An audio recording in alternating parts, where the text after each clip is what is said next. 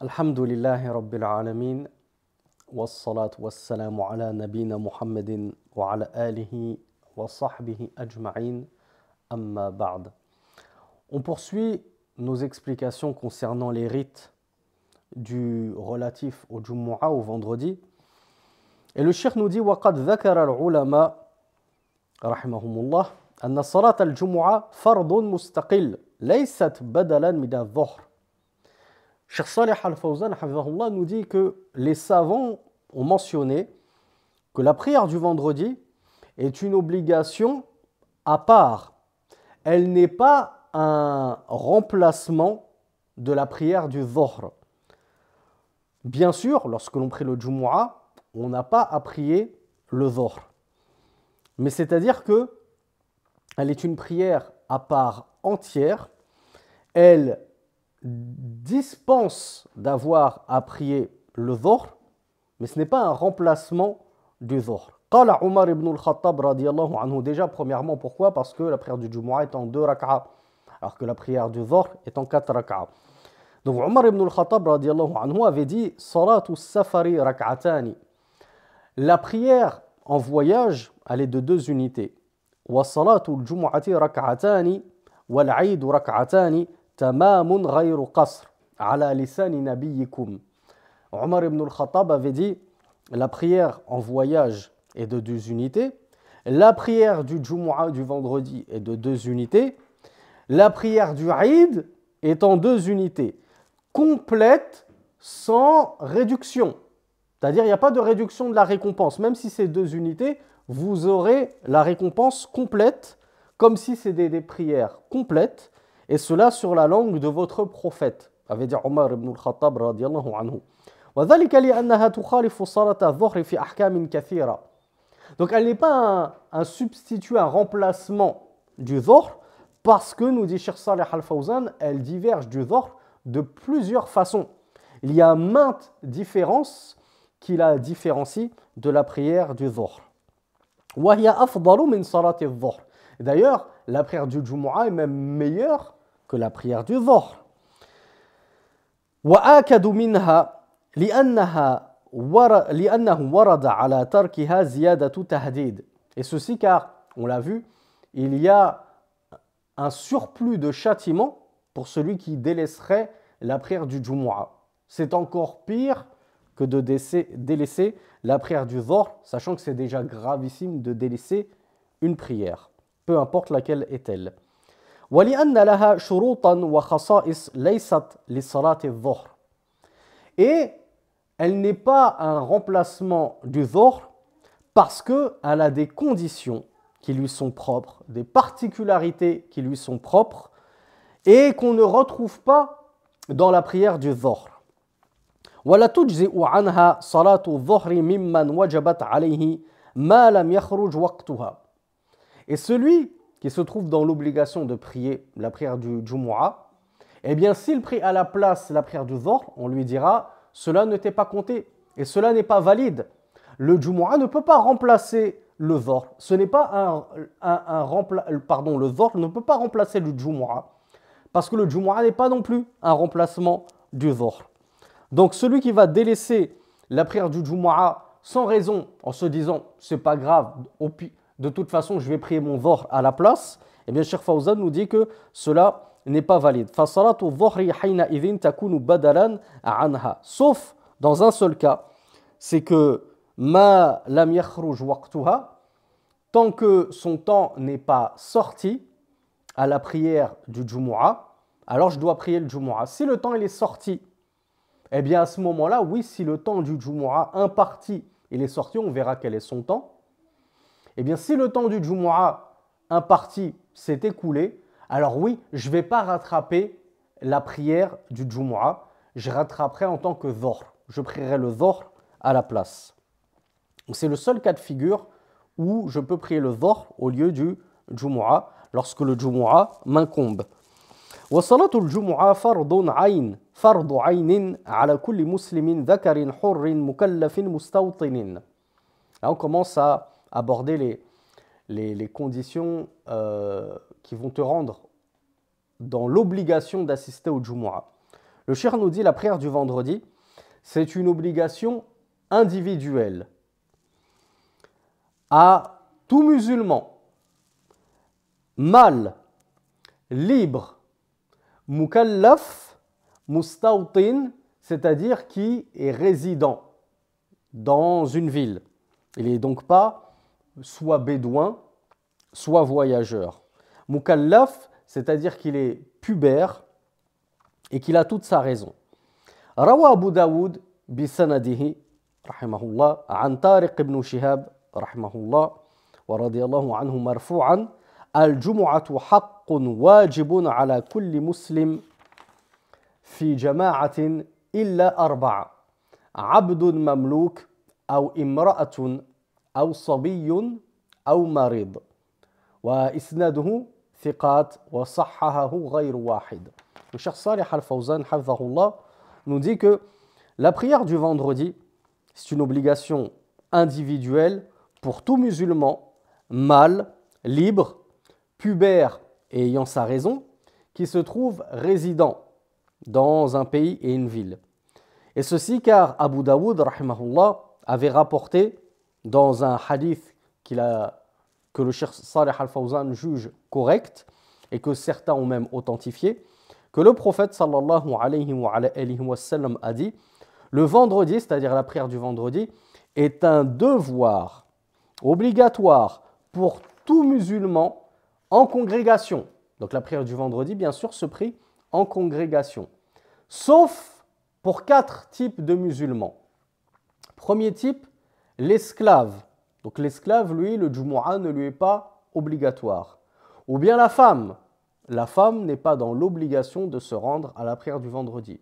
Ou bien l'enfant. L'enfant, c'est-à-dire celui qui n'a pas encore atteint la puberté. Ou bien le malade. Le malade, bien sûr, est dispensé de se rendre au Jumu'ah lorsque sa maladie lui est trop pénible. Bien sûr, c'est pas le malade, j'ai attrapé un petit rhume, je renifle, hop, j'ai pas besoin d'aller au Jumu'ah. Le cheikh poursuit et nous dit وروى الدارقطني رحمه الله بسنده عن جابر رضي الله عنهما أن رسول الله صلى الله عليه وعلى آله وسلم قال من كان يؤمن بالله واليوم الآخر فعليه الجمعة يوم الجمعة إلا مريضا أو مسافرا أو صبيا أو مملوكا. Donc Ad-Daraqutni rapporte d'après Jabir radiyallahu anhuma que le prophète sallallahu alayhi wa sallam a dit quiconque croit en Allah et au jour dernier, alors qu'il sache que le Jumu'ah, la prière du vendredi, lui incombe le jour du vendredi, sauf le malade ou sauf un malade, un voyageur, un enfant ou un esclave. قال شيخ الإسلام ابن تيمية كل قوم مستوطنين ببناء متقارب لا يضعنون عنه شتاء ولا صيفا. Donc tout peuple qui se trouverait résident dans des édifices rapprochés, donc c'est-à-dire dans des habitations proches l'une de l'autre, ce qui forme entre guillemets une ville, une cité rurale, qui n'ont pas l'habitude de se déplacer, de voyager en été ou en hiver, comme le feraient des bédouins, à contrario. تقام فيه الجمعة إذا كان مبنيا بما جرت به عادتهم من مدر أو خشب أو قصب أو جريد أو سعف أو غير ذلك. Eh bien alors, ils doivent accomplir, la prière du Jumu'ah doit être accomplie parmi eux, s'ils sont donc résidents. Peu importe que leur édification, que leur maison soit construite de briques composées d'argile séchée, ou bien de bois, ou bien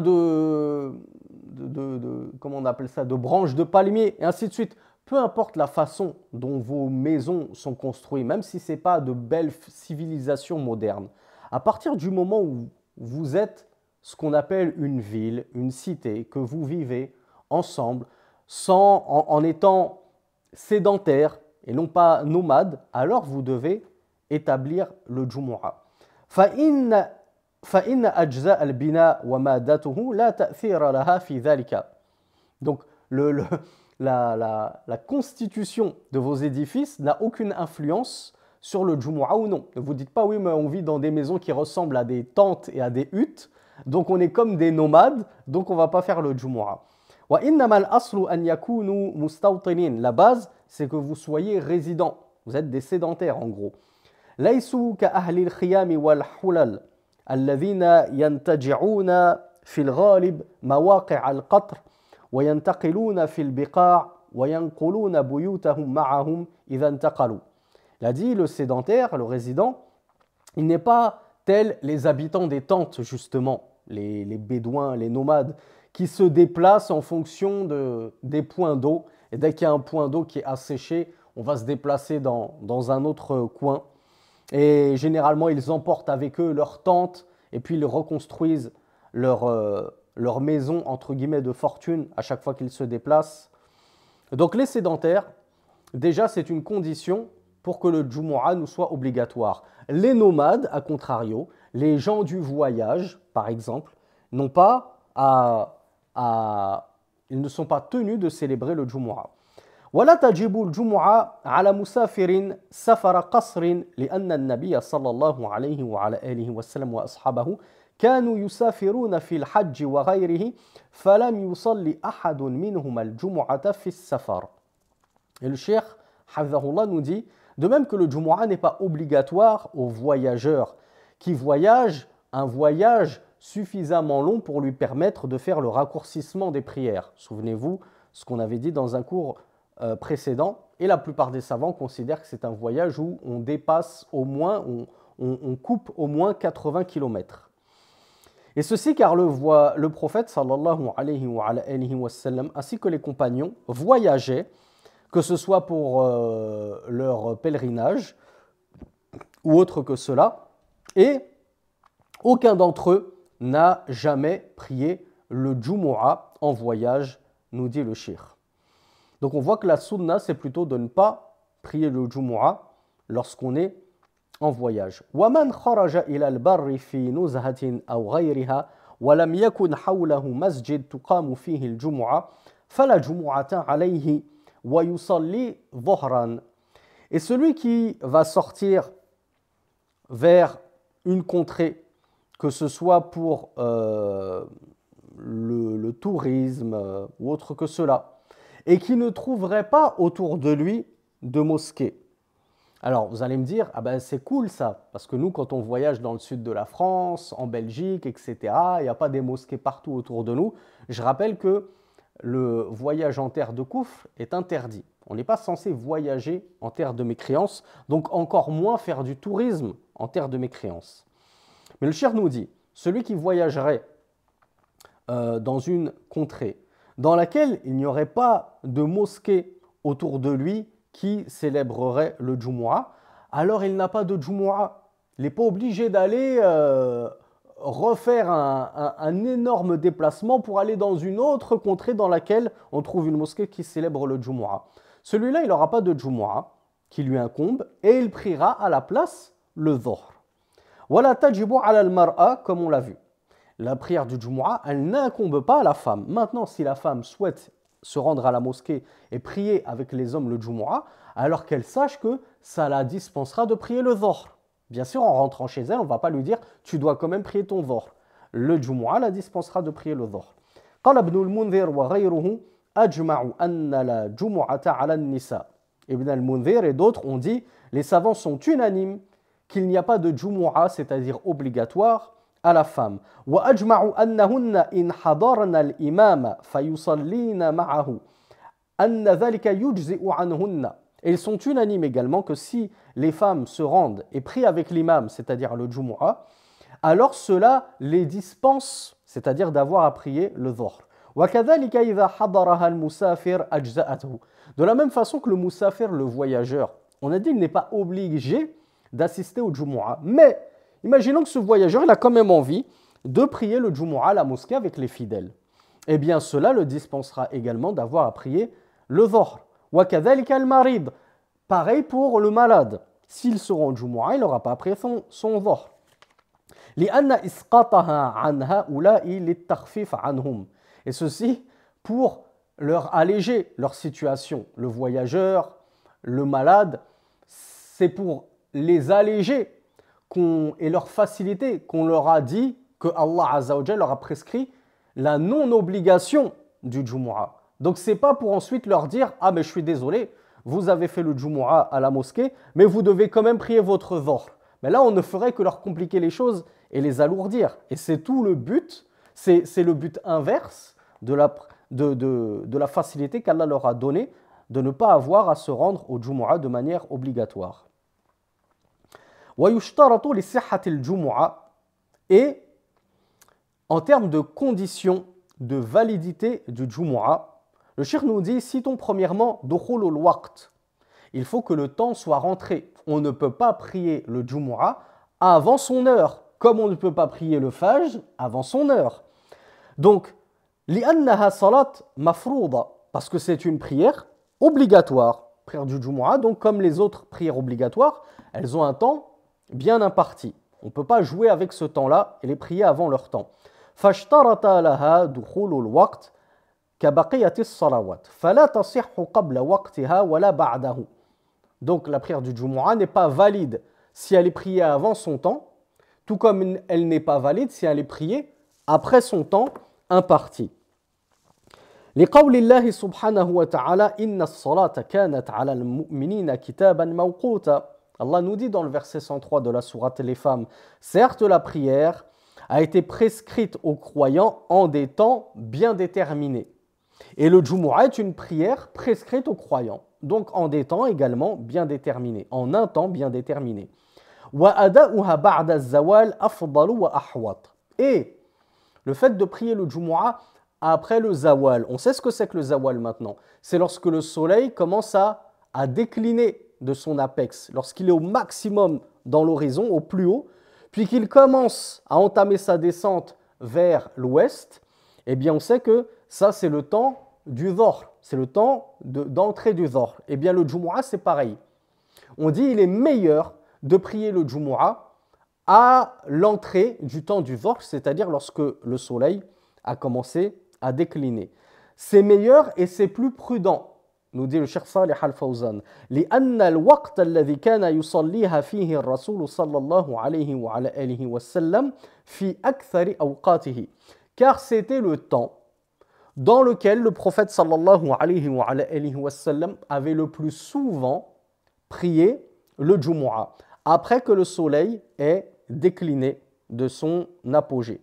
وأداؤها قبل الزوال محل خلاف بين العلماء. Et le fait de prier le Jumu'ah avant ce temps-là, donc avant l'entrée du temps du Dhuhr sur les calendriers, c'est-à-dire avant que le soleil n'ait commencé à décliner vers l'ouest, cela fait objet de divergence entre les savants. Est-ce que c'est permis ou pas? Chez l'imam Ahmed, par exemple, c'est permis. Et donc, ça a été rapporté que le prophète l'a fait, ça a été rapporté de certains califes bien guidés, qu'ils avaient prié malgré tout avant l'entrée du temps du Dhuhr, avant que le soleil n'ait décliné, mais ce n'était pas la majorité du temps ainsi. Plutôt, la majorité du temps, c'était après le déclin du soleil. Donc, c'est plus prudent d'attendre ce moment-là, mais on ne va pas invalider la prière de celui qui aurait prié, par exemple, 10, 15, 30 minutes avant le déclin du soleil. وآخر وقتها آخر وقت صلاة الظهر بلا خلاف. De la même façon, la fin du temps du Jumu'ah, c'est la fin du temps du Dhuhr. Et là, il n'y a pas de khilaf, pas de divergence sur la question, tous les savants sont d'accord. Le khilaf, la divergence porte sur le début du Jumu'ah. Est-ce qu'on peut commencer avant le déclin du soleil ou non? La majorité des savants voient qu'on ne peut pas commencer avant le déclin du soleil. Donc c'est plus prudent d'attendre le déclin du soleil. Deuxièmement, c'est-à-dire deuxième condition de validité du Jumu'ah, la prière du vendredi. أن يكون المصلون مستوطنين بمساكن مبنية بما جرت العادة بالبناء به فلا تصح من أهل الخيام وبيوت الشعر الذين ينتجعون في الغالب مواطن القطر وينقلون بيوتهم فقد كانت قبائل العرب حول المدينة ولم يأمرهم النبي صلى الله عليه وعلى آله وسلم بالصلاة الجمعة. Deuxième condition, on a dit il faut que les participants soient résidents. Donc si c'est que des bédouins, on leur dit votre Jumu'ah, il n'est pas valide. Parce que vous n'avez pas de Jumu'ah, vous les bédouins qui voyagez de cité de désert en désert, de contrée en contrée. À chaque fois, vous prenez vos tentes avec vous, tous vos ustensiles, etc. Donc le Cheikh Fawzan nous dit, parmi les conditions de validité du Jumu'ah, il faut que ce soit des gens résidents qui y assistent. ومن أدرك مع الإمام من صلاة الجمعة ركعة أتمها جمعة. Maintenant, le Cheikh va passer à un autre sujet. Il nous dit celui qui aurait attrapé avec l'imam une raka'a du Jumu'ah. Et maintenant, vous savez ce que c'est que attraper une raka'a. C'est-à-dire, il est arrivé au moment où l'imam était toujours en recours, ou avant, bien entendu. Avant ce moment-là, c'est encore mieux. Mais la raka'a s'obtient en étant en inclinaison en même temps que l'imam. Si l'imam s'est relevé de son inclinaison, qu'il a détaché ses mains de ses genoux, et que toi, c'est à ce moment-là que tu commences à t'incliner, sache que tu n'as pas eu la raka'a. Donc, si tu as eu au moins la dernière raka'a avec l'imam, alors tu compléteras la raka'a qui te manquait, puisqu'il n'y a que 2 raka'a, 2 unités pour la prière du Jumu'ah. Tu la compléteras donc et tu rajouteras une unité. Comme ça, ça te fera une prière en 2 unités. Tu auras eu le Jumu'ah, tu auras eu la prière du vendredi. وذلك لحديث أبي هريرة مرفوعا من أدرك ركعة من الجمعة فقد أدرك الجمعة كما رواه البيهقي وأصله في الصحيحين. Le Cheikh nous dit, on trouve le hadith d'Abu Hurayra qu'il rapporte du prophète sallallahu alayhi wa sallam, qu'il dit celui qui a attrapé une unité du Jumu'ah, alors il a certes attrapé le Jumu'ah. Donc il complétera avec une unité supplémentaire pour prier sa prière du Jumu'ah en 2 unités, comme ceux qui ont eu la première unité avec l'imam. Ce hadith, il est rapporté dans Al-Bayhaqi et on en trouve également une base dans les 2 authentiques. وَإِنْ أَدْرَكَ أَقَلَّ مِنْ رَكْعَةٍ. Mais s'il n'a pas pu obtenir au moins la dernière raka'a avec l'imam, il a eu moins qu'une raka'a, بِأَنْ رَفَعَ الْإِمَامُ رَأْسَهُ مِنَ الرَّكْعَةِ الثَّانِيَةِ قَبْلَ دُخُولِهِ مَعَهُ. De sorte que l'imam, il avait déjà relevé sa tête de l'inclinaison avant que toi, tu commences à pouvoir t'incliner en posant tes mains sur tes genoux. Eh bien, فَاتَتْهُ صَلَاةُ الْجُمُعَةِ. Considère que tu as manqué la prière du Jumu'ah. فَيَدْخُلُ مَعَهُ بِنِيَّةِ الظُّهْرِ. Alors, tu peux rentrer bien sûr en prière avec cet imam, mais avec la niya du dhuhr. Ne mets pas la niya que tu vas prier le Jumu'ah, puisque tu as manqué le Jumu'ah. Tu rentres avec l'imam, certes, prie avec les fidèles, certes, mais avec la niya du dhuhr. Et du coup, tu feras quoi? Tu devras rattraper 4 unités de prière, puisque même la dernière unité, tu n'as pas réussi à l'attraper à temps pour qu'elle te soit comptabilisée. Donc, rentre avec l'imam, mais après le salam de l'imam, lève-toi et complète 4 unités de prière avec la niya que tu es en train de prier ton dhuhr. فَإِذَا سَلَّمَ الْإِمَامِ أَتَمَّهَا ظُهْرًا. Troisième condition, وَيُشْتَرَطُ لِصِحَّةِ صَلَاةِ الْجُمُعَةِ تَقَدُّمِ خُطْبَتَيْنِ.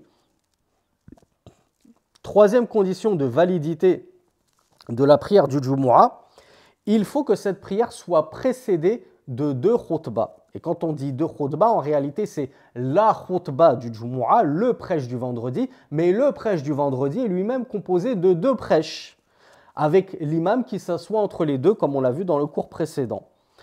وَذَلِكَ لِمُوَاظَبَةِ النَّبِيِّ صَلَّى اللَّهُ عَلَيْهِ وَعَلَى آلِهِ وَسَلَّمَ عَلَيْهِمَا. Et ceci car le prophète sallallahu alayhi wa sallam avait persisté là-dessus.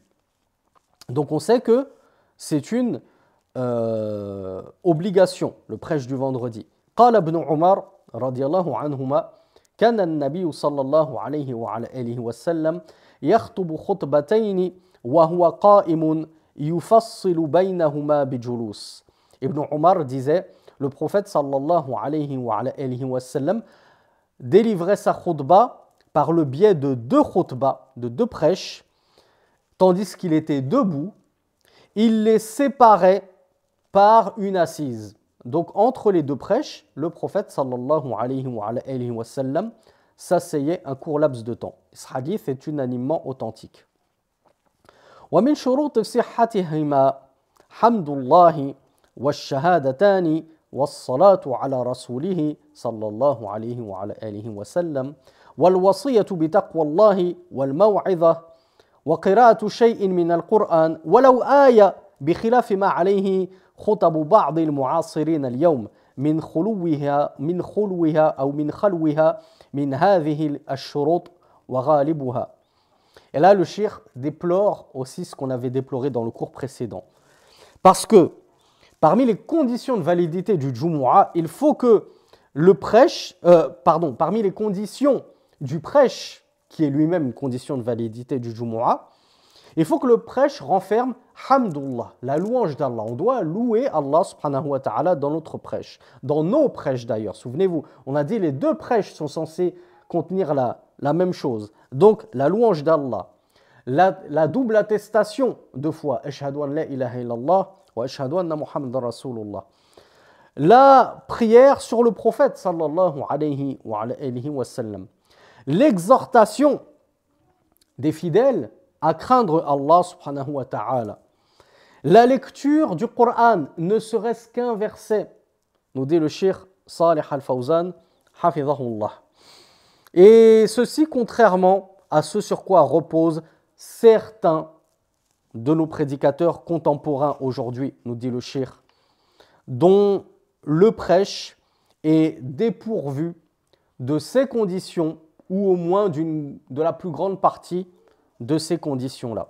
Comme je vous l'ai dit, ceux dont le deuxième prêche n'est constitué que d'invocations uniquement.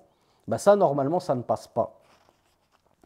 قال الإمام ابن القيم ومن تأمل خطب النبي صلى الله عليه وعلى آله وسلم وخطب أصحابه. Alors, je vais lire directement en français parce que c'est un gros passage. Je vais le sauter directement.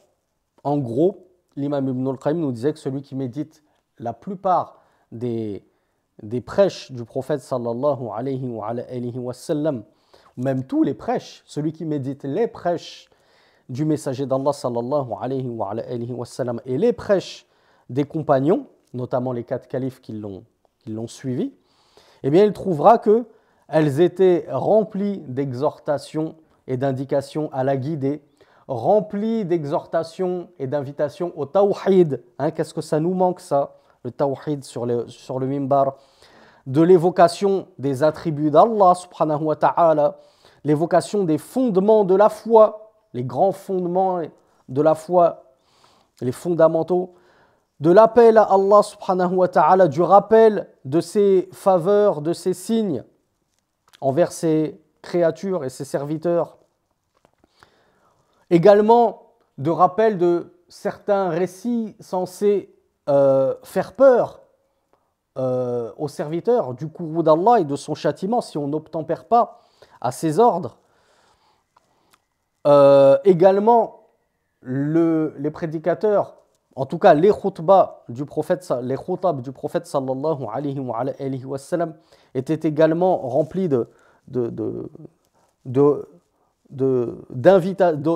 même, d'ordonnances, d'évoquer Allah. Donc il ordonnait ses compagnons d'évoquer Allah subhanahu wa ta'ala, de le remercier également, d'être plein de gratitude et de reconnaissance envers Allah. Il leur rappelait l'immensité d'Allah, de ses attributs, de ses noms, ce qui amenait les compagnons et les auditeurs de ces khutab, de ces prêches, à aimer forcément Allah subhanahu wa ta'ala. Il leur ordonnait bien entendu l'obéissance et la gratitude envers leur Seigneur. Et en gros, le prophète sallallahu alayhi wa sallam faisait des khutbas qui captivaient les auditeurs et l'attention de ses compagnons et qui boostaient leur foi, qui augmentaient leur foi et qui les amenaient à aimer Allah. Maintenant, honnêtement, on ne va pas se mentir, qui de nos jours, parmi les imams, les prédicateurs, arrive à faire des khutbas qui, lorsque tu sors, tu te sens bien. Tu sens que tu as appris quelque chose d'utile. Tu sens que ça t'a rappelé Allah. Tu sens que ça a boosté ta foi. Ou ne serait-ce que ça t'a fait aimer Allah davantage. Tu aimes encore plus Allah quand tu sors du Jumu'ah que tu ne l'aimais déjà quand tu en es entré. L'imam Ibn al-Qayyim nous dit, puis le temps est passé et la lumière de la prophétie s'est éteinte. Et alors, ont pris la place des législations, des ordres qui ont substitué et qui ont remplacé toutes les belles exhortations prophétiques et qui ne remplissent pas les objectifs de ad-da'wa, de la khutbah, du prêche. Et donc Ibn al-Qayyim, rahimahullah, déplorait l'état des prêches à son époque. Et qu'aurait-il dit s'il avait vu l'état de nos prêches, de nos sermons à notre époque? Et Ibn al-Qayyim conclut son propos en disant « Aujourd'hui, un grand nombre ne se préoccupe plus que de faire des prêches qui riment, des prêches qui contiennent une certaine mélodie, un certain rythme, notamment justement avec des rimes.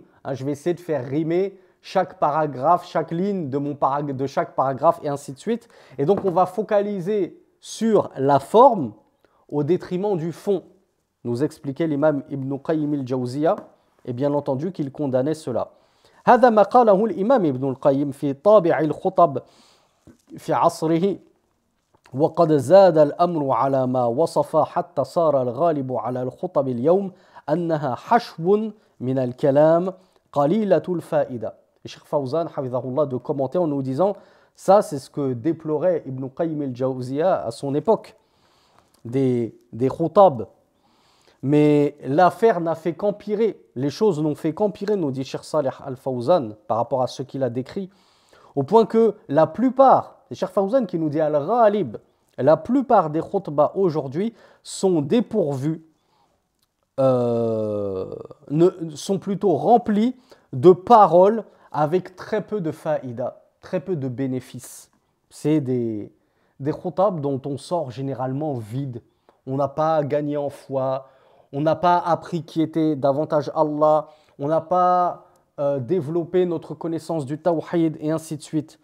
Des khutbas forcément dans lesquels Allah et son prophète sont très peu évoqués, il ne faut pas s'attendre à grand chose. بعض الخطباء أو كثير منهم يجعل الخطبة كأنها موضوع إنشاء مدرسي يرتجل فيه ما حضره من الكلام بمناسبة أو بدون مناسبة ويطيل الخطبة تطويلا مملا حتى إن بعضهم يهمل شروط الخطبة أو بعضها ولا يتقيد بضوابطها الشرعية فهبطوا بالخطب إلى هذا المستوى الذي لم تعد معه مؤدية للغرض المطلوب من التأثير والتأثر والإفادة. Et Cheikh Fawzan de conclure par rapport à cette partie, la khutbah d'un grand nombre, nous dit-il, de prédicateurs et de ceux qui s'attellent à la khutbah. Il nous dit un grand nombre d'entre eux, il va faire de son prêche du vendredi comme un exposé scolaire. C'est même plus un discours religieux, c'est comme un exposé scolaire dans lequel bien souvent il va partir en total impro en commençant à y greffer des paroles qui ont un lien ou même pas avec le sujet. Parfois il va partir dans des hors-sujets qui n'ont aucun lien avec ce qu'est censé contenir la khutbah d'exhortation, du rappel de la religion, de la foi, d'Allah, de son messager, etc. Un grand nombre d'entre eux va même prolonger et allonger la khutbah au point qu'elles finissent par lasser les gens. Les gens finissent par en avoir marre de la khutbah, alors même que c'est pour un grand nombre d'entre eux le seul moment de la journée qu'ils ont pour s'intéresser à la religion, le seul moment de la semaine plutôt qu'ils ont pour s'intéresser à la religion et essayer d'apprendre de nouvelles choses de leur religion. Et certains khutaba, certains imams vont lasser les fidèles tellement ils vont allonger leur khutbah jusqu'à ce qu'ils finissent par ne même pas respecter les conditions de la khutbah que nous avons vues précédemment. Ils ne vont s'astreindre au respect d'aucune règle. Comme le dit Cheikh Fawzan, c'est un exposé scolaire, académique, sans la moindre règle religieuse, truffé d'improvisation hors contexte, et ainsi de suite, jusqu'à ce que leur khutbah finissent par ne plus porter leurs fruits et finissent par ne plus remplir leur objectif qui était, je vous le rappelle de base, de réveiller les cœurs et de profiter aux croyants. Donc Cheikh Fawzan nous dit Faya ayyuhal khutaba. Là, il s'adresse directement aux imams du Jumu'ah qui délivrent des sermons. Oudu bil khutbati ila al-hadi nabawi. Revenez avec vos prêches et vos sermons à la guidée prophétique. Et il nous cite la parole d'Allah Laqad kana lakum fi rasulillahi uswatun hasanatun.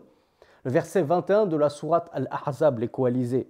Où Allah nous dit vous avez certes en le messager d'Allah un bel exemple, c'est-à-dire à suivre.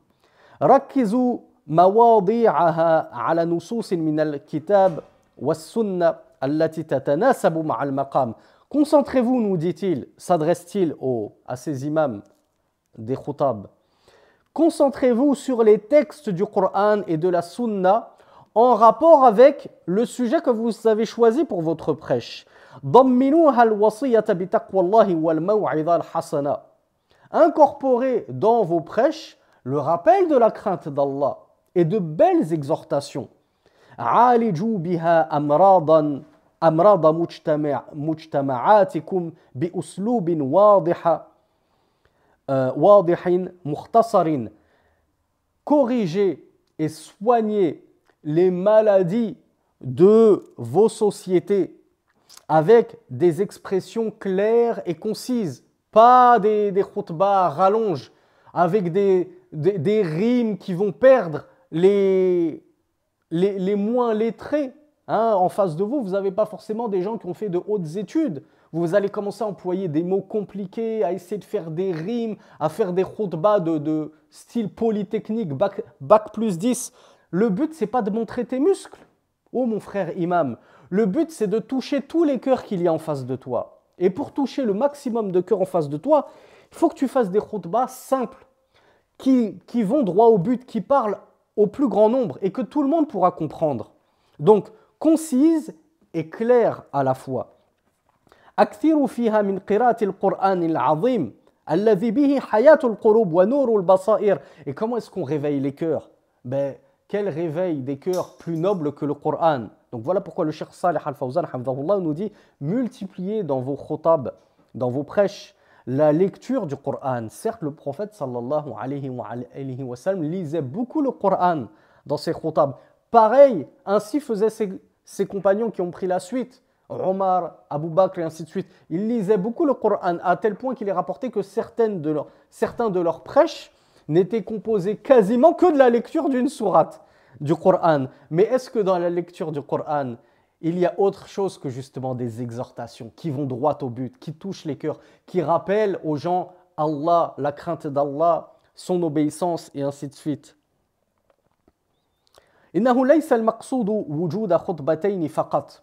Le but du prêche, c'est pas juste qu'on ait nos deux sermons. Balil maqsoud atharuhuma fil mujtama'. Le but de ce prêche-là, c'est pas juste de tenir un discours pour ennuyer les gens. Le but de ce prêche, nous dit le Cheikh Salih Al-Fawzan, c'est qu'il ait un impact sur la société, sur les gens en face, qu'on arrive et qu'on aboutisse à la réforme des cœurs, la réforme de nos sociétés. كما قال شيخ الإسلام ابن تيمية رحمه الله لا يكفي في الخطبة ذم الدنيا وذكر الموت. Souvenez-vous ce qu'on avait dit dans le cours précédent. L'imam Ibn Taymiyyah nous dit il ne suffit pas de parler dans ton prêche de la condamnation de ce bas monde et le rappel de la mort. Et pourtant, Dieu sait que c'est important de parler du rappel de la mort. Dieu sait que c'est important de condamner la dunya. Mais لأنه لا بد من اسم الخطبة لأنه لا بد من اسم الخطبة عرفا بما يحرك القلوب ويبعث بها إلى الخير. Parce que la khutba, elle doit être, comme son nom l'indique, un prêche, un sermon. Et un prêche, un sermon, dans la langue arabe en tout cas, c'est quelque chose qui agite, fait trembler les cœurs, les fait sortir de leur négligence et insouciance. C'est quelque chose qui va amener au bien, qui va pousser au bien. Or, le fait de condamner uniquement la dunya et de mettre en garde les gens contre ce bas monde qui n'est qu'une futilité, eh bien, cela ne va pas aboutir à réveiller les cœurs. Donc on doit faire plus que de condamner le bas monde ou de rappeler la mort. On doit vraiment faire vibrer les cœurs. Et ça, c'est un exercice qui n'est pas à la portée de tout le monde. Voilà pourquoi je disais dans le cours précédent que celui qui ne s'en sent pas la capacité, les épaules et l'aptitude, eh bien qu'il laisse son tour tout simplement et qu'il laisse sa place à celui qui saura réveiller les cœurs. وَالتَّحْذِيرُ مِنْهَا مِمَّا تَوَصَى بِهِ مُنْكِرُ الشَّرَائِعِ. Le fait de condamner ce bas monde, Cheikh al-Islam Ibn Taymiyyah nous dit, c'est déjà ce que ceux qui ne croient pas et mécroient en la charia d'Allah ou en les législations d'Allah subhanahu wa ta'ala, parmi certains infidèles ou autres, se recommandent. Ils se recommandent déjà de délaisser le bas monde. Donc c'est quelque chose qui est propre entre guillemets à toutes les nations et toutes les cultures. Le fait de ne pas trop s'apesantir dans cette dunya. Donc nous, en tant que musulmans et en tant qu'imams, on doit apporter autre chose que ce qu'apportent déjà les non-musulmans. Balla budda min al-hathi ala at-ta'a. Donc Cheikh al-Islam nous dit, il est indispensable que dans ta khutbah, tu incites également les gens à l'obéissance d'Allah. Wa zajur anil ma'siyah. Tu condamnes la dunya, mais condamne aussi surtout les péchés. Mets en garde contre les péchés, la désobéissance à Allah subhanahu wa ta'ala. Wa da'wa ila Allah. Ta khutbah, elle doit appeler à Allah. Elle doit faire revenir les gens vers Allah, repentants. Wa tadhkir bi ala'ihi.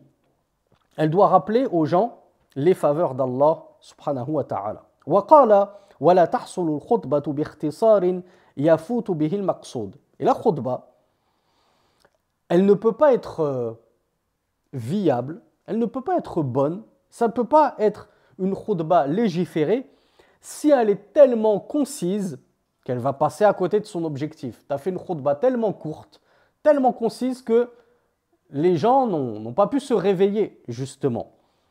Donc elle n'a pas atteint son objectif. وَقَدْ كَانَ النَّبِيُّ صَلَّى اللَّهُ عَلَيْهِ وَعَلَى آلِهِ وَسَلَّمَ إِذَا خَطَبَ احْمَرَّتْ عَيْنَاهُ وَعَلَى صَوْتُهُ وَاشْتَدَّ غَضَبُهُ حَتَّى كَأَنَّهُ مُنذِرُ جَيْشٍ يَقُولُ صَبَّحَكُمْ وَمَسَّاكُمْ. Fin des propos de Cheikh al-Islam Ibn Taymiyyah, qui nous rappelle que le prophète sallallahu alayhi wa sallam, lorsqu'il voulait réveiller les cœurs durant la khutbah, il haranguait les foules, au point que ses deux yeux rougissaient. Il en avait les yeux rouges tellement il s'énervait. Wa ala sawtuhu, il élevait la voix. Wa shtadda ghadabuhu, et sa colère s'intensifiait. Imaginez un petit peu le maqam, imaginez un petit peu la situation de Rasulullah sur le mimbar en train d'haranguer les foules, les yeux rouges, la voix portante. Il se mettait en colère. Et celui qui me fait le plus penser à cela de nos jours, c'est notre Cheikh Mohammed Saïd Raslan, hafidhahullah, qu'Allah nous le préserve. Et certains le critiquent justement. Qu'est-ce qu'il a celui-là à brailler, à crier? Mais c'est parce que vous n'êtes qu'ignorant de la guidée du prophète sallallahu alayhi wa sallam. Vous dites, oui, Rasulullah, il était doux. Oui, la première chose qu'on voyait de lui, c'était son sourire. Oui, mais Cheikh Raslan, quand il hurle, il est sur le mimbar, il n'est pas dans la rue. Vous le trouvez dans la rue, vous le trouvez après son dars, il est souriant, il fait des câlins aux enfants, il est doux et avenant. Mais lorsqu'il est sur le mimbar, lorsque je monte dessus, c'est pour réveiller les cœurs. C'est pas pour les conforter dans leur laxisme et leur insouciance. Le prophète disait même à ses compagnons, comme s'il les avertissait d'une armée qui était sur le point de se jeter sur eux au petit matin, au soir. C'est-à-dire, c'est comme s'il leur disait, sachez qu'au petit matin, une armée va déferler sur vous. Sachez que ce soir, une armée s'est préparée pour vous attaquer. وقد ذكر الفقهاء رحمهم الله أنه يسن في خطبتي الجمعة أن يخطب على منبر لفعله صلى الله عليه وعلى آله وسلم ولأن ذلك أبلغ في الإعلام وأبلغ في الوعظ حينما يشاهد الحضور الخطيب أمامهم. Et les savants ont évoqué, qu'Allah leur fasse miséricorde, qu'il est recommandé, il est sunna, que le khatib délivre ses deux prêches, donc le double prêche du Jumu'ah, sur un mimbar, Donc sur une sorte de petit escalier, une chaire en hauteur. Et ceci car c'est ce que le prophète sallallahu alayhi wa sallam faisait. Et ceci car cela est plus portant pour le message. Le message sera bien plus portant si tu le délivres en hauteur plutôt que si tu le délivres au même niveau que les gens. Et le fait que les gens également, lorsque tu es en hauteur, te voient, et donc ça va davantage captiver leur attention que si tu étais directement à même le sol et que les gens au loin ne te voient pas forcément. قال الإمام النووي واتخاذه سنة مجمع عليها. Donc l'imam al-Nawawi a dit que le fait d'adopter le mimbar, c'est une sunna à l'unanimité des savants. ويسن أن يسلم الخطيب على المأمومين إذا أقبل عليهم. Et il est recommandé, nous dit le Cheikh Salih al-Fawzan, hafidhahullah, que le khatib, vous savez que il sort de sa pièce, se dirige vers le mimbar, il monte le mimbar. Qu'est-ce qu'il est sunna de faire ensuite? Le cheikh nous dit il est sunna qu'il donne le visage aux gens et qu'il salue les gens. Donc il dit Assalamu alaykum wa rahmatullahi wa barakatuh, puis il s'assoit et alors le muezzin lance l'adhan. وذلك لقول جابر كان رسول الله صلى الله عليه وعلى آله وسلم إذا صعد المنبر سلم. Et ceci car Jabir nous rapporte que le prophète sallallahu alayhi wa sallam, lorsqu'il montait sur le mimbar, il saluait, c'est-à-dire il saluait son audience, les compagnons. Wal hadith rawahu ibn Majah. Wa yusannu an yajlisa ala al-mimbar ila faragh al-mu'adhdhin. Il est recommandé également et sunna que l'imam s'assoit, c'est-à-dire après son salam, sur le mimbar jusqu'à la fin de l'adhan du mu'adhin. لقول ابن عمر رضي الله عنهما كان رسول الله صلى الله عليه وعلى آله وسلم يجلس إذا صعد المنبر حتى يفرغ الإمام أو حتى يفرغ المؤذن ثم يقوم فيخطب. Donc dans un hadith rapporté par Abu Daoud, Ibn Omar radiallahu anhuma nous dit, le messager d'Allah sallallahu alayhi wa sallam s'asseyait lorsqu'il montait sur le mimbar jusqu'à ce que le muezzin ait terminé. Puis il se levait et il prêchait, il délivrait sa khutbah. Wa min sunani khutbatay al-jumu'ah. Et parmi les sunan du double prêche du Jumu'ah, an yajlisa baynahuma, qu'il s'assoit entre les deux prêches comme nous l'avons vu. Les hadiths Ibn Umar, كان النبي صلى الله عليه وعلى آله وسلم يخطب خطبتين وهو قائم يفصل بينهما بجلوس. Dans un hadith unanimement authentique, Ibn Umar rapporte que le prophète sallallahu alayhi wa sallam délivrait deux khutbahs tandis qu'il était debout et il les séparait par une assise. وَمِن سُنَنِهِمَا أَنْ يَخْطُبَ قَائِمًا. Et fait partie des sunan également pour les deux prêches que l'imam les délivre en position debout. لفعل الرسول صلى الله عليه وعلى آله وسلم ولقول الله سبحانه وتعالى وتركوك قائما. En effet, c'était la pratique du messager d'Allah sallallahu alayhi wa sallam. Et Allah d'ailleurs l'évoque dans le verset 11 de la sourate Al-Jumu'ah, lorsqu'il évoque les gens qui délaissaient le prophète sallallahu alayhi wa sallam, tandis qu'il était debout. Il était debout quand? Il était debout sur le mimbar en train de délivrer son sermon. Et les gens se détournaient pour aller vaquer à de vils négoces et de vils commerces. وَيُسَنُّ أَنْ يَعْتَمِدَ عَلَى عَصَى وَنَحْوِهِ. Il est également sunna que l'imam s'appuie sur un bâton ou semblable à cela, comme cela a été rapporté du prophète sallallahu alayhi wa sallam. وَيُسَنُّ أن يقصد تلقاء وجهه لفعله صلى الله عليه وعلى آله وسلم ولأن التفاته إلى أحد جانبيه إعراض عن الآخر ومخالفة للسنة ولأنه صلى الله عليه وعلى آله وسلم كان يقصد تلقاء وجهه في الخطبة ويستقبله الحاضرون بوجوههم لقول ابن مسعود رضي الله عنه كان إذا استوى على المنبر استقبلناه بوجوهنا رواه الترمذي. Il est également sunna que l'imam, lorsqu'il prêche, il regarde droit devant lui. Et le cheikh nous dit, et qu'il ne regarde pas uniquement l'un des deux côtés. Donc la sunna du prophète, c'était qu'il regardait face à lui.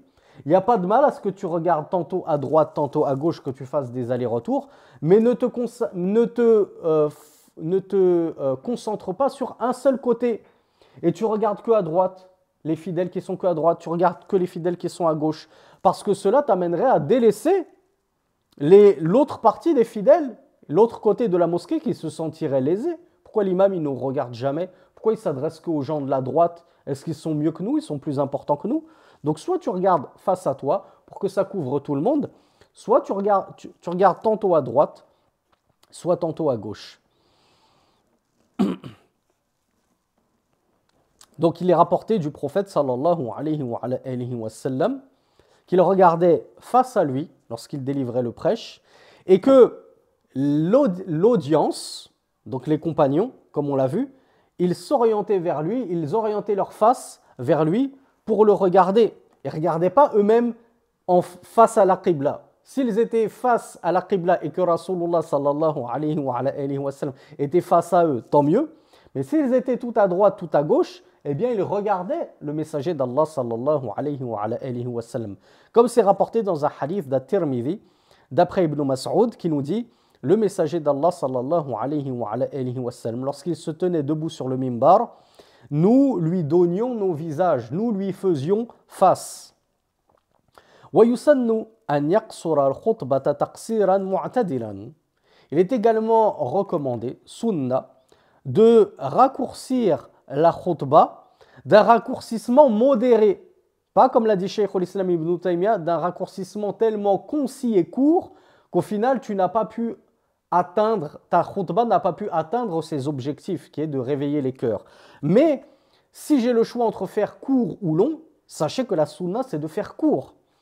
Une khutbah, vous savez que dans certaines terres d'islam qui suivent vraiment la sunna, en général la khutbah dure 10 minutes, une dizaine de minutes. Oui, ça peut vous surprendre, mais déjà, nous en terre de Koufr, quand on est en France, en Belgique ou ailleurs, eh bien, on doit faire la traduction. On est amené souvent à faire la traduction. Donc déjà, si j'essaye de suivre la sunna en faisant une khutbah courte de 10 minutes, ben, j'ai déjà aussi 10 minutes à consacrer à la traduction, voire même plus, parce que souvent la traduction prend plus de temps que la partie en arabe. Moi, je sais par exemple que mes khutbahs duraient entre 20 et 30 minutes. Ça dépendait. En moyenne, j'essayais de tenir une vingtaine de minutes, de ne pas dépasser les 25 minutes. Mais parce que j'avais 10 minutes en arabe et j'avais quasiment 15 minutes en français. Donc si je me contentais de l'arabe uniquement, ça m'aurait fait une khutbah de 10 minutes. Et ça, c'est la véritable sunna, de faire des khutbahs qui sont courtes, mais pas non plus trop au point qu'elles ne remplissent pas leur objectif de réveiller les cœurs et d'apporter des informations profitables à l'audience et qu'ils sortent avec une foi boostée, qu'ils aient appris de nouvelles choses sur leur religion, sur Allah et ainsi de suite. Donc, بحيث لا يمل وتنفر نفوسهم. Donc, il ne faut pas que la khutbah elle soit si longue au point de lasser l'audience et être un répulsif au point que les gens ils n'ont même plus envie d'assister à la khutbah. Ils vont faire exprès de la sécher et ils vont venir exprès pour la prière comme on l'a vu dans le cours précédent. وَلَا يَقْصُرُهَا تَقْصِيرًا مُخِلًّا, ni qu'elle ne soit trop courte au point de ne pas remplir ses objectifs. فَلَا يَسْتَفِدُونَ مِنْهَا. Et les fidèles ils vont sortir, ils n'auront rien profité, ils n'auront tiré aucun profit de la khutbah tellement elle était concise. فقد روى الإمام مسلم عن عمار مرفوعا إن طول صلاة الرجل وقصر خطبته مئنة من فقهه فأطيلوا الصلاة وأقصروا الخطبة. ومعنى قوله مئنة من فقهه أي علامة على فقهه. Et on a Ammar radiallahu anhu qui rapporte que le prophète sallallahu alayhi wa sallam avait dit certes l'allongement de la prière de l'homme et la réduction de son prêche fait partie de sa bonne sagacité dans la religion.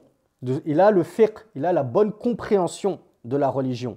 Alors allongez la prière et raccourcissez la khutbah. avait dit le prophète sallallahu alayhi wa sallam, comme dans un hadith que l'on trouve dans le Musnad de l'imam Ahmed. Donc la véritable sunna, ben, c'était tout le contraire. C'est tout le contraire de ce qu'on trouve la plupart du temps de nos jours. De nos jours, on a de longues khutbahs et des salats, mais des prières ultra courtes avec Qul huwallahu ahad, Qul a'udhu bi rabbin nas, généralement. Et quand ce n'est pas les dernières sourates du Coran que les imams lisent, ben ils lisent juste 1 à 2 versets dans chacune des unités de prière. Donc on a une prière très courte et une khutbah très longue. Alors que la sunna, c'est tout le contraire. C'est d'allonger la prière et notamment de lire dans la première rak'a Sabbih isma rabbikal a'la, donc sourate al-a'la, et dans la deuxième rak'a la sourate suivante. Et parfois, Rasulullah sallallahu alayhi wa sallam lisait dans la première rak'a al-jumu'ah, donc la sourate qui s'appelle le vendredi, et dans la deuxième rak'a, la prière suivante, al-munafiqun, les hypocrites. Donc ça nous fait une prière relativement longue, hein, quand on dit longue, c'est pas 1 heure, hein, mais conséquente, c'est pas juste pour Allahu ahad, tandis que la khutbah était courte. وَيُسَنُّ أَنْ يَرْفَعَ صَوْتَهُ بِهَا. Donc comme on l'a vu, il est recommandé, il est sunna, d'élever la voix lorsque je délivre mon prêche. لأنه صلى الله عليه وعلى آله وسلم. Donc comme parce que le prophète sallallahu alayhi wa sallam, lorsqu'il faisait la khutbah, il élevait la voix, sa colère grandissait, s'amplifiait, et parce que cela est plus à même de pénétrer dans les cœurs, nous dit le Cheikh Salih al-Fawzan hafidhahullah. Et c'est plus propice à l'exhortation, à une exhortation dans laquelle je vais haranguer les foules avec dynamisme et entrain. C'est tellement plus bénéfique pour l'âme qu'un khatib, un imam qui est lassé de sa khutbah, il est lassé de son boulot, à croire qu'ils ne sont pas payés, alors que la plupart sont payés, hein, je vous rassure, ils ont tous leur petite enveloppe, ne vous faites pas de soucis. Et il est là, ou alors certains, c'est pas des imams, c'est pas des prédicateurs, c'est des lecteurs. Il est là, il a sa feuille, puis il lit sa feuille. Il quitte pas sa feuille des yeux. Le public, il est là, et lui, il est là sur sa feuille, blablabla, blablabla, blablabla, blablabla. Aucune intonation dans la voix, c'est une catastrophe, ça endort le public. Tout le contraire de ce que faisait Rasulullah sallallahu alayhi wa sallam. Et Cheikh Fawzan nous rappelle que la sunna, c'est qu'il délivre sa khutbah avec des paroles claires, des propos clairs, pas des propos ambigus, difficiles, avec un vocabulaire tellement éloquent que plus personne ne le comprend. Donc il faut que ce soit bi'ibaratin wadiha wa qawiyya wa mu'athira. Et tout en étant clair, il faut que ce soit des paroles qui réveillent les cœurs, qui impactent l'âme des gens. وَيُسَنُّ أَنْ يَدْعُوَ لِلْمُسْلِمِينَ بِمَا فِيهِ صَلَاحُ دِينِهِمْ وَدُنْيَاهُمْ.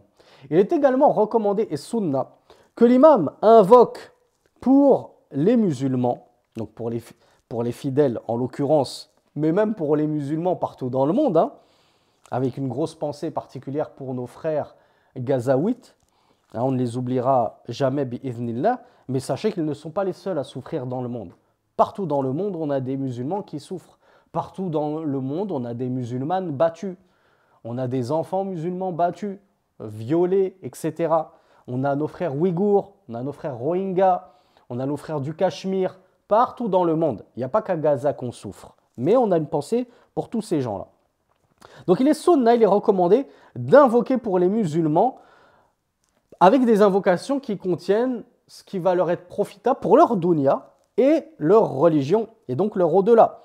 وَيَدْعُوا لِإِمَامِ الْمُسْلِمِينَ وَوُلَاةِ أُمُورِهِمْ بِالصَّلَاحِ وَالتَّوْفِيقِ. Et il peut même invoquer, le cheikh nous dit que c'est même recommandé, et que c'est sunna, d'invoquer pour l'imam des musulmans et les détenteurs de l'autorité. بِالصَّلَاحِ وَالتَّوْفِيقِ. On invoque pour qu'Allah leur accorde la rectitude, hein,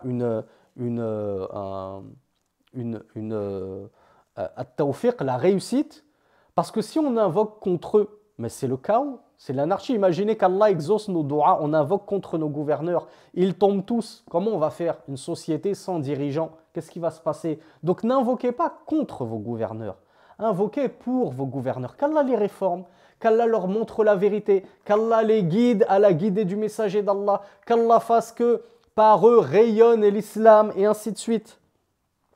وكان الدعاء لولاة الأمور في الخطبة معروفا عند المسلمين.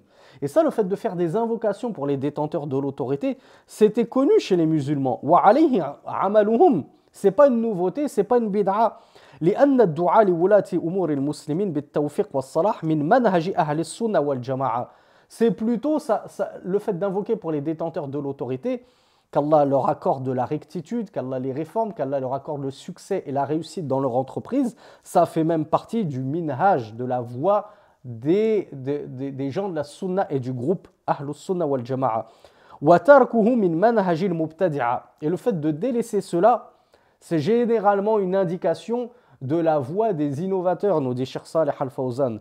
قال الإمام أحمد رحمه الله لو كان لنا دعوة مستجابة لدعونا بها للسلطان. Regardez le fiqh, l'intelligence de l'imam Ahmed et sa générosité de cœur également. Il avait dit, si nous avions une dua exaucée, c'est-à-dire si moi je pouvais avoir une invocation qui était exaucée à coup sûr, j'aurais invoqué pour le sultan, pour le chef des musulmans, le grand dirigeant numéro 1 du califat, etc., du sultanat. Il n'aurait pas gardé pour sa propre pomme. Parce que s'il n'invoque que pour sa propre pomme, eh bien, il va être le seul à en tirer bénéfice. Mais s'il invoque pour le sultan, pour qu'Allah nous donne un bon sultan, un bon gouverneur, un bon roi, un bon détenteur de l'autorité, qui aime le Coran, qui aime la Sunnah, qui aime les pieux prédécesseurs, qui aime la Salafia, et qui va juger avec cela, avec le Coran et la Sunnah, mais c'est jackpot, on a tout gagné. C'est tout le pays qui va être réformé, voire toute la région, voire tout le continent. Si ce roi, ce dirigeant fait des émules et que les rois, les dirigeants autour, ils prennent exemple sur lui parce qu'ils voient que ce dirigeant va être aimé de son peuple, qui va avoir la bénédiction d'Allah subhanahu wa ta'ala dans toutes ses affaires, ça peut faire un effet de boule de neige incroyable et apporter un bien incroyable à la communauté de l'islam. Regardez donc le profit d'invoquer en bien pour son gouverneur et non pas en mal. ويسن وقد تركت هذه السنة حتى صار الناس يستغربون الدعاء لولاة الأمور ويسيئون الظن بمن يفعله. Et Cheikh Fawzan, subhanallah, nous dit, et certes, cette sunna a été tellement délaissée par les gens que maintenant, ils s'étonnent lorsqu'ils entendent une doua pour le gouverneur, en faveur du gouverneur, des douas en bien pour les autorités. Ils s'étonnent, ils se disent, mais qu'est-ce qu'il a cet imam? C'est un vendu, il a été payé, il a acheté, c'est l'imam des palais, hein, les savants des palais, les savants de ci, les corrompus, etc. Et ils vont même avoir le mauvais soupçon pour celui qui fait des douas pour le gouverneur. Alors qu'on voit que c'était le minhaj justement des gens de la sunna et du groupe. ويسن إذا فرغ من الخطبتين أن تقام الصلاة مباشرة. Et il est recommandé, une fois que l'imam a terminé de faire ses deux prêches, que la prière du vendredi suive tout de suite. Donc que l'imam dirige tout de suite après les deux prêches la prière du vendredi. وأن يشرع في الصلاة من غير فصل طويل. Donc il ne laisse pas de temps long entre son prêche et la prière. Ça me fait penser à une question, je crois, qu'on m'avait posée sur YouTube par rapport au cours précédent ou c'était un autre cours où on nous demandait qu'en est-il de ceux qui font justement après le prêche la traduction en français. Donc l'imam il a terminé, il attend sur son mimbar et puis on a quelqu'un qui entreprend le prêche. On voit que ça c'est qui entreprend la traduction. Et généralement ça prend aussi 10 minutes. On attend comme ça 10 minutes qu'on nous fasse la traduction en français. Mais on voit que entre le prêche de l'imam et la prière, normalement, il ne doit pas avoir un long laps de temps. En tout cas, c'est le contraire de la sunna. Nous dit le Cheikh Salih Al-Fawzan, hafizahullah. وصلاة الجمعة ركعتان بالإجماع يجهر فيهما بالقراءة ويسن أن يقرأ في الركعة الأولى منهما بسورة الجمعة بعد الفاتحة ويقرأ في الركعة الثانية بعد الفاتحة بسورة المنافقين. Et donc le cheikh nous dit que la prière du vendredi, à l'unanimité des savants, elle est composée de 2 unités uniquement. Et l'imam lève la voix, bien entendu, dans cette prière par la récitation. Et il est recommandé, donc ce n'est pas une obligation, mais c'était la sunna, il est recommandé qu'il lise dans la première unité Surat al-Jumu'ah et dans la deuxième unité Surat les hypocrites. Et on a vu que le prophète sallallahu alayhi wa sallam lisait également avec Surat al-A'la dans la première raka'a et al-Ghashiyah dans la deuxième raka'a. Et ceci est rapporté dans l'authentique de Muslim d'après Abu Hurayra. أو يقرأ في الأولى بسبح اسم ربك الأعلى وفي الثانية هل أتاك حديث الغاشية فقد صح أنه صلى الله عليه وعلى آله وسلم كان يقرأ أحيانا بالجمعة والمنافقين وأحيانا بسبح والغاشية ولا يقسم سورة واحدة من هذه السور بين الركعتين لأن ذلك خلاف السنة. Est-ce que je peux prendre juste une sourate? Je prends juste sourate al-Munafiqin par exemple, les hypocrites. Comme elle est longue, entre guillemets, est-ce que je peux la lire sur les deux unités de prière? Une partie dans la première unité et une partie de la même sourate dans la deuxième unité? Eh bien, le shir nous dit non, ne faites pas cela. Que les imams ne fassent pas cela, car c'est le contraire de la sunna. Et ce n'est pas juste pour les sourates sunna. Pour toute sourate, le shir nous dit que ne prennent pas d'une même sourate, que ne divise pas une même sourate, l'imam, sur les deux raka'a. Car cela est le contraire de la sunna. والحكمة في الجهر بالقراءة في صلاة الجمعة كون ذلك أبلغ في تحصيل المقصود. Et la sagesse dans le fait d'élever la voix par la lecture dans la prière du Jumu'ah, alors qu'on a vu le Dhuhr, lui, pour ceux qui ne prient pas le Jumu'ah, ben chez eux, ils vont prier le Dhuhr, on le lit on récite à voix basse. Mais là, déjà, c'est une prière en congrégation. Donc, mais certaines prières en congrégation se prient à voix basse, comme le Dhuhr, justement. Mais là, l'objectif, c'est qu'on rappelle aux fidèles les enseignements, notamment dans Surat al-Ghashiyah, wal-A'la, wal-Jumu'ah, wal-Munafiqin. Donc, puisque c'est plus à même d'aboutir à l'objectif du réveil des cœurs, Allah subhanahu wa ta'ala a légiféré la lecture à voix haute pour la prière du vendredi. Alhamdulillahi Rabbil Alamin, wassalatu wassalamu ala nabina Muhammadin, wassalamu alaykum wa rahmatullahi wa barakatuh.